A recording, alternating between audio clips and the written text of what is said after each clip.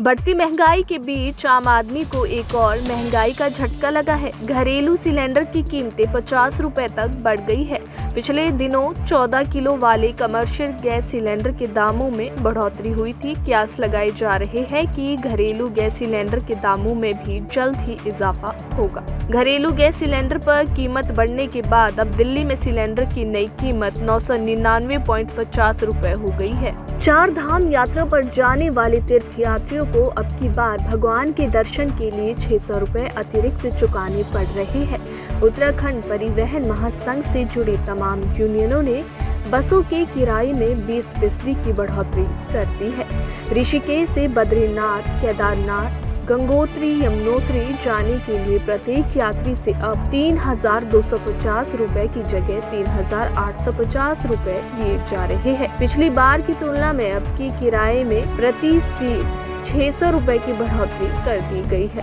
राज्य परिवहन प्राधिकरण की ओर से किराए में बढ़ोतरी से पहले ही उत्तराखंड परिवहन महासंघ ने किराया बढ़ा दिया है। किराए में बढ़ोतरी को लेकर महासंघ का तर्क है कि पिछले 2 साल में पेट्रोलियम पदार्थों की कीमतों में प्रति लीटर 30 रुपए की बढ़ोतरी हो गई है। ऐसे में पुरानी दरों पर 4 धाम यात्रा कराना संभव नहीं है। महासंघ के अध्यक्ष सुधीर राय का कहना है कि फिलहाल यात्रा पर जाने वाले तीर्थयात्रियों से प्रति यात्री 3,850 रुपए किराया लिया जा रहा है। राय का कहना है कि किराए में बढ़ोतरी का निर्णय सर्वसम्मति से लिया गया है।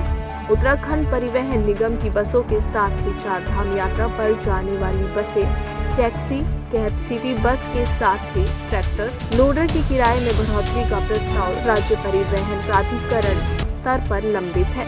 सरकार, शासन और परिवहन मुख्यालय के निर्देश पर गठित किराया निर्धारण समिति ने रिपोर्ट प्राधिकरण को सौंप दी है।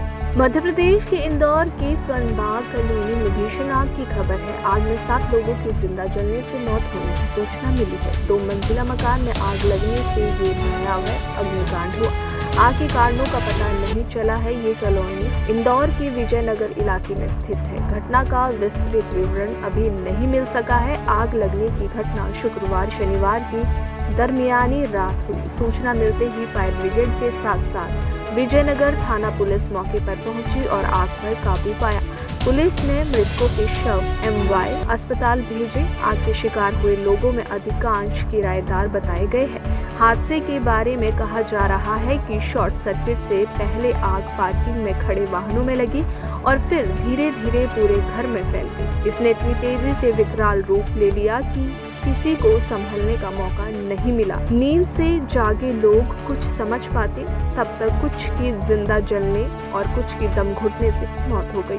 मस्जिदों व अन्य धार्मिक स्थलों से लाउडस्पीकर हटाने की योगी सरकार के फैसले पर इलाहाबाद हाई कोर्ट ने भी मुहर लगा दी है। कोर्ट ने मस्जिद में लाउडस्पीकर लगाने की अनुमति मांगने की याचिका को खारिज करने के साथ ही कहा है कि मस्जिद में लाउडस्पीकर लगाना किसी का भी मौलिक अधिकार नहीं है। ये कहते हुए हाईकोर्ट ने बदायूं की नूरी मस्जिद में लाउडस्पीकर लगाने की अनुमति की मांग वाली याचिका को शुक्रवार को खारिज कर दिया।